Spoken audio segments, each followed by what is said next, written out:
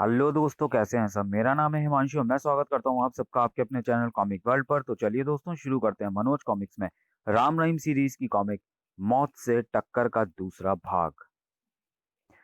इधर अपने कमरे में पहुंचकर राम भी बिस्तर पर से फूट फूट कर रो पड़ा। "आह, मेरी वजह से ही तुम्हारे प्राण संकट में पड़े रहीम भैया। सच रहीम, यदि तुम्हें कुछ हो गया तो मैं कभी अपने आप को क्षमा नहीं कर पाऊंगा। अपने हाथों ही अपनी बोटी बोटी नोच डालूंगा।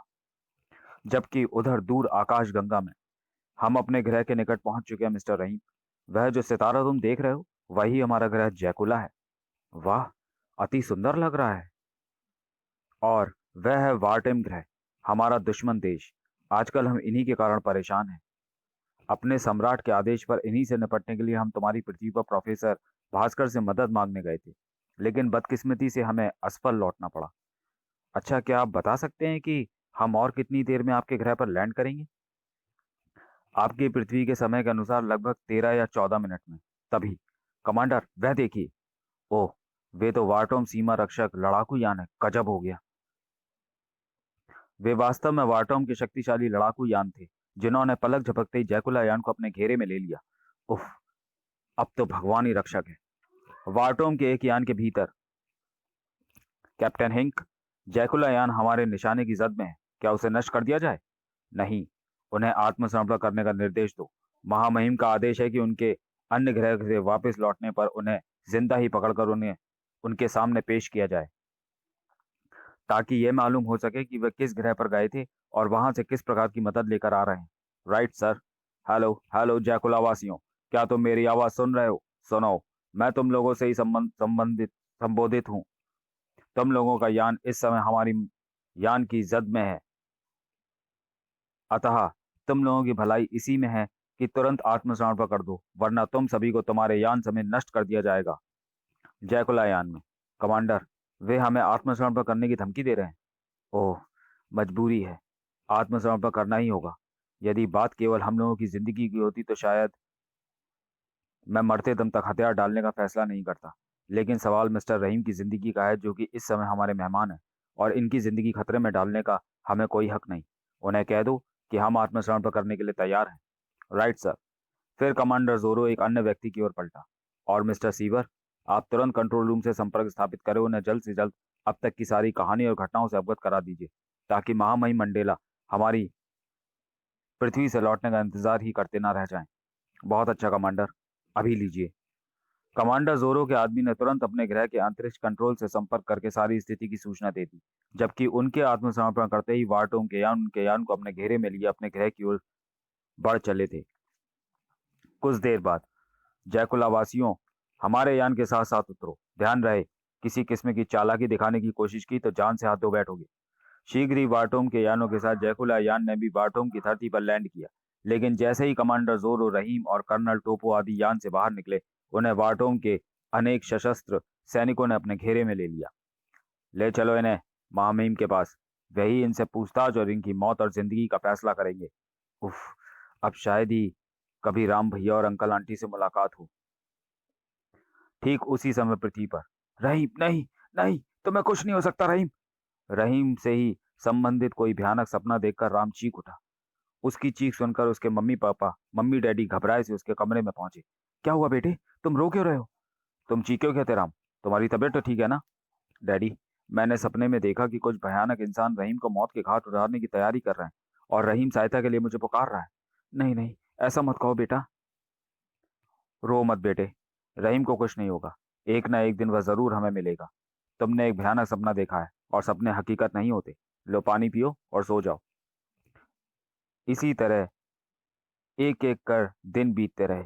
इधर प्रोफेसर भास्कर अपने यान को संपूर्ण करने में व्यस्त थे, और उधर दूर अंतरिक्ष में वार्टोम ग्रह जैकुला पर लगातार आक्रमण कर रहा था। जबकि जैकुला ग्रह का शासक महामहिम मंडोला वार्टोम द्वारा किए जा रहे आक्रमणों को रोक पाने में पूरी तरह लाचार, विवश और असहाय था। ओह, लगता है वार्टोम हमारे ग्रह को तबाह करके ही छोड़ेगा। और एक दिन जब वार्टोम ग्रह ने जैकुला पर पुनः भयानक आक्रमण किया, हम इनसे मुकाबला करने में बिल्कुल असमर्थ हैं। इनसे युद्ध करना जानबूझकर मौत को गले लगाना है। वापस लौट चलो। हाँ हाँ, अब हम बेकार में अपने प्राण नहीं गंवाने चाहते। वापस लौट चलने में ही भलाई है। और जैकुला की हवाई सेना मैदान छोड़कर भाग खड़ी हुई। दुश्मनों ने फिर मैदान छोड़ दिया। अब वह दिन दूर नहीं जब जैकुला पर हमारे सम्राट ओमार का संपूर्ण अधिकार होगा। चलो वापस लौट चलो। जैकुला का एयर मार्शल पियानो महामहिम मंडोला से मिला। महामहिम, बार बार की हार और जानी नुकसान से हवाई सेना का मनोबल पूरी तरह टूट चुका है। अतः वह वार्टोम से युद्ध करने अथवा मुकाबला करने के लिए कतई तैयार नहीं। उफ, कुछ समझ में नहीं आता कि हम क्या करें और क्या नहीं। काश हम प्रोफेसर भास्कर को यहाँ ला पाने में। मगर मंडोला के दिमाग में अचानक ही एक विचार आया।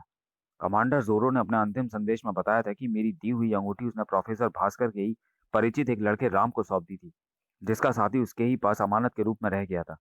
यदि वह लड़का वास्तव में प्रोफेसर का परिचित है, तो मैं प्रक्षेपण यंत्र द्वारा अपनी त्रिआयामी तस्वीर पृथ्वी पर भेजकर उस अंगूठी के माध्यम से उस लड़के द्वारा प्रोफेसर से बात कर सकता हूँ। आप क्या सोचने लगे महामहिम? सुनिए मार्शल, हमारे दिमाग में विचार आया। कमांडर जोरो के अंतिम संदेशानुसार। फिर वह मार्शल पियानो को अपने विचारों से अवगत कराने लगा। सुनकर मार्शल पियानो हर्ष से उछलता हुआ बोला, आह महामहिम, ये बात आपने हमें पहले क्यों नहीं बताई? मेरे विचार से मैं तुरंत प्रक्षेपण स्टेशन चलकर पृथ्वी पर त्रिआयामी तस्वीरें भेजनी चाहिए। आपकी अंगूठी जिसके भी पास इस समय होगी, त्रिआयामी तस्वीरें आसानी से उस तक पहुंच जाएंगी।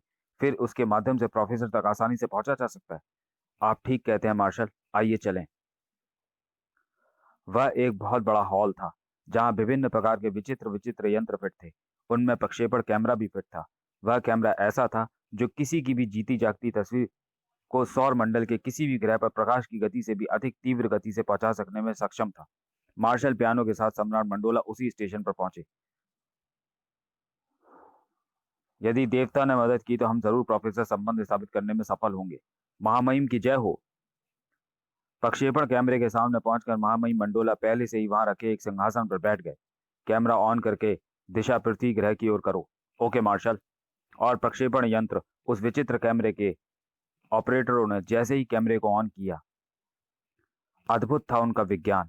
पलक झपकने के साथ ही सम्राट मंडोला की कुछ जीती जागती तस्वीरें आकाश से होकर अत्यंत ही तीव्र गति के साथ पृथ्वी की ओर प्रेषित होने लगी।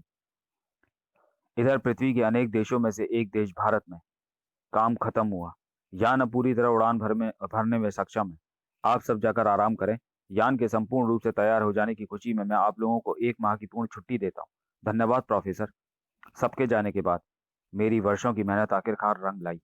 कल मिस्टर मुखर्जी को सूचित करूंगा ताकि शीघ्र से शीघ्र जैकुला की यात्रा पर रवाना हो सकूं।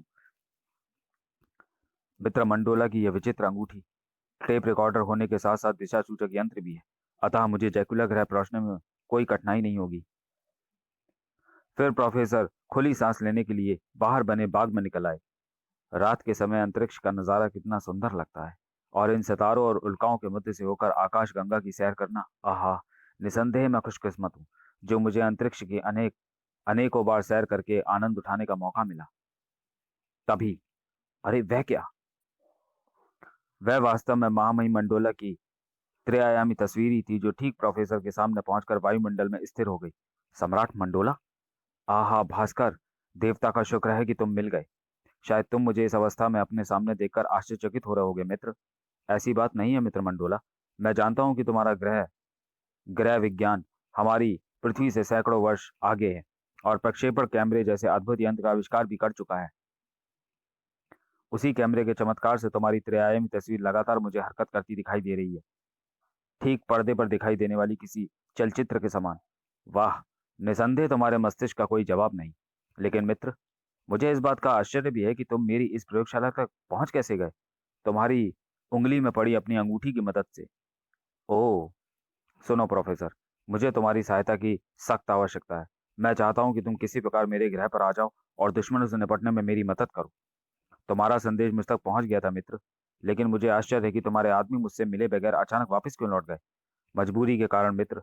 दरअसल उनके यान में लगे सूक्ष्म किरणों वाले यंत्र में कोई खराबी उत्पन्न हो गई थी, और ऐसी अवस्था में जबकि तुम्हारा देश हमारे यान पर आक्रमण कर रहा था, उनका बिना सुरक्षा किरणों के वहां रहना खतरे से खाली नहीं था। ओ। फिर सम्राट मंडोला ने प्रोफेसर भास्कर को क्रमानुसार जोरो के साथ जो पृथ्वी पर बीती थी वह सारी कहानी कह सुनाई। साथ ही यह भी बता दिया कि कमांडर जोरो आदि के साथ साथ उनका परिचित रहीम भी पड़ोसी दुश्मन बार्टों के हाथ लग गया है, और इस समय वे सब दुश्मनों की ही कैद में हैं। सब कुछ जानकर प्रोफेसर भास्कर व्याकुल एवं चिंतित हो उठे। मित्र मंडोला, जो हुआ वो बुरा ही हुआ। खैर, मैं अंतरिक्ष यात्रा के लिए अपना यान तैयार कर चुका हूँ। कोशिश करूंगा कि कल ही तुम्हारे ग्रह के लिए रवाना हो सकूं। धन्यवाद मित्र, मैं तुम्हारा ये एहसान कभी नहीं भूलूंगा। अच्छा विदा मेरे प्रिय मित्र। प्रक्षेपण यंत्र ज्यादा समय तक मेरी तस्वीर कायम नहीं रख सकता। मैं अपने ग्रह पर तुम्हारे पहुंचने की प्रतीक्षा करूंगा। लेकिन सावधान मित्र, हमारे ग्रह की सीमा पर दुश्मन वार्टोम तुम्हें रोकने की पूरी कोशिश करेगा।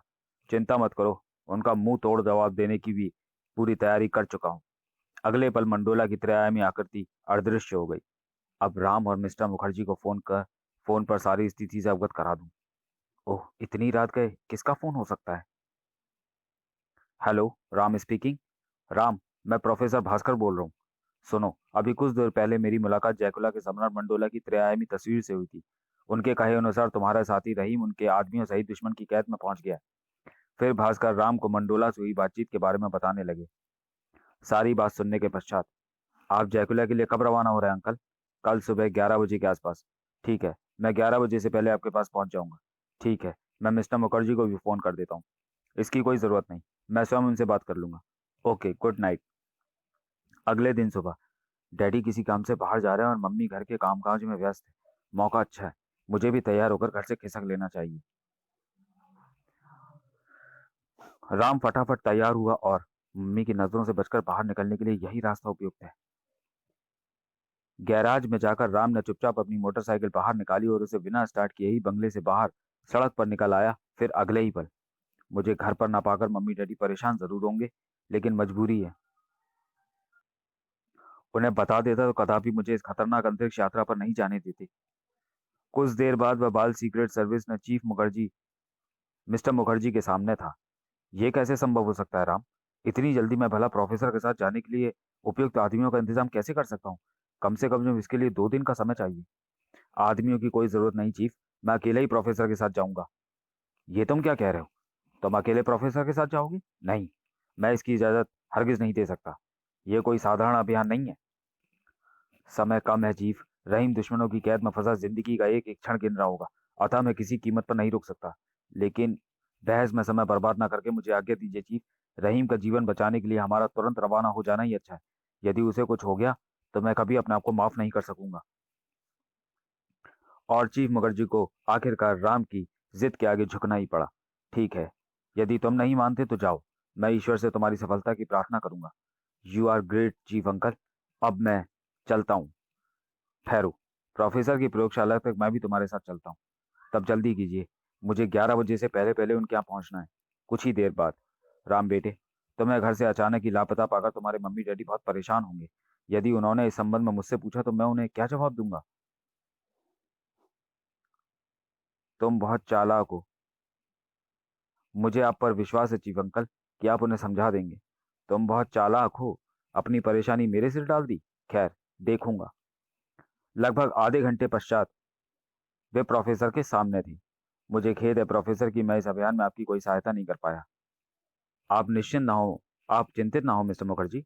बड़े मुझे अपने यान और आविष्कारों का पूरा आविष्कारों पर पूरा विश्वास है। हम जरूर सफल होकर लौटेंगे। ईश्वर ऐसा ही करे। प्रोफेसर अंकल, मेरे विचार से हमें और समय नष्ट करके तुरंत अपनी यात्रा पर रवाना हो जाना चाहिए। क्या आपका यान उड़ान भरने के लिए तैयार है? हाँ, आओ वहीं चलते हैं। प्रोफेसर राम और चीफ मुखर्जी के साथ अपने रॉकेट स्टेशन पहुंचा। यह रहा मेरा यान। यह हर प्रकार के आधुनिक एवं भयानक अस्त्र शस्त्रों व विनाशक किरणों से लैस है। निसंदेह अद्भुत एवं शक्तिशाली है। अच्छा मिस्टर मुखर्जी, अब हमें आज्ञा दीजिए। जाइए, भगवान आपकी इस भयानक यात्रा को आसान करे। मुझे भी आज्ञा दीजिए अंकल। जाओ बेटे, ईश्वर तुम्हें लंबी उम्र दे। अपना ध्यान रखना। चीफ मुखर्जी और प्रोफेसर के आदमियों ने प्रोफेसर और राम को भावभीनी विदाई दी। आह, पहले रहीम बिछड़ा और आज राम भी। न जाने फिर कब मुलाकात होगी। कैसे काटूंगा ये दिन राम और रहीम के बगैर। और अगले चंद मिनटों बाद प्रोफेसर भास्कर का अद्भुत यान एक तेज गड़गड़ाहट के साथ धरती को छोड़ आकाश का सीना चीरने लगा। हे ईश्वर, उनकी मदद करना। वे एक नेक इरादे से जा रहे हैं। प्रोफेसर भास्कर का आधुनिक यान प्रकाश की गति से भी अधिक गति से पृथ्वी की आकर्षण सीमा को भेद कर आकाश गंगा में जा पहुंचा। वाह, सपने में भी ऐसा नजारा कभी नहीं देखा। वैसे अंकल, हमें जैकुला ग्रह में प्रवेश करने में कितना समय लगेगा? लगभग 3 घंटे। इस समय हमारा यान 5,000 प्रकाश वर्ष प्रति घंटे की गति से उड़ रहा है। तभी, बाप रे अंकल, यान को तुरंत उस विशाल अग्निपिंड से टकराने से बचाइए, वरना खैर नहीं। घबराओ नहीं, मैं यान को उसकी सीट से अलग कर रहा हूँ। कहने के साथ ही प्रोफेसर ने सामने कंट्रोल बोर्ड पर लगे बहुत से स्विचों में से कुछ को दबाया। तुरंत ही यान के रुख में परिवर्तन हुआ और उफ, बाल बाल बचे। इसी प्रकार कई उल्काओं एवं उपग्रहों से बसते हुए लगभग 3 घंटे पश्चात, राम बेटे, वह देखो, वह जो सितारा तुम देख रहे हो, वही जैकुला ग्रह है। और वह कौन सा ग्रह है अंकल? यह वार्टोंग ग्रह है, जैकुला का दुश्मन देश। तभी, अंकल वह देखिए, बहुत से यान हमारे यान की ओर बढ़ रहे हैं। ओ, ये तो वार्टोंग के ही लड़ाकू यान प्रतीत हो रहे हैं और शायद आक्रमण करने के मूड में हैं। शीघ्र ही वार्टोंग के उन लड़ाकू यानों ने प्रोफेसर के यान को चारों ओर से अपने घेरे में ले लिया और उनसे संपर्क जोड़ा। सुनो, तुम लोग जो कोई भी हो, यदि अपनी भलाई चाहते हो तो स्वयं को हमारे हवाले कर दो। मैं पृथ्वीवासी प्रोफेसर भास्कर तुम लोगों से संबोधित हूँ।